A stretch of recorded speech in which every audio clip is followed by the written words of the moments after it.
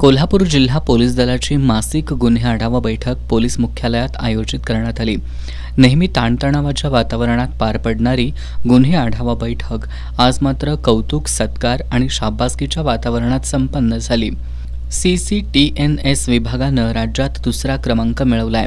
Dial 112 क्रमांकावर police केवळ 6 मिनिटे 19 सेकंदात पोहोचलेत।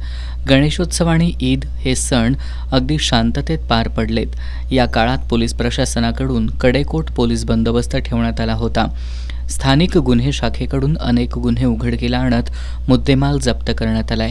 याबद्दल स्थानिक गुन्हे शाखेचे पोलीस निरीक्षक रवींद्र कळमकर यांच्यासह विविध पोलीस ठाण्याचे प्रभारी अधिकारी आणि कर्मचारी यांचा आजच्या बैठकीत पोलीस अधीक्षक महेंद्र पंडित यांनी प्रशस्तीपत्र देऊन सत्कार केला।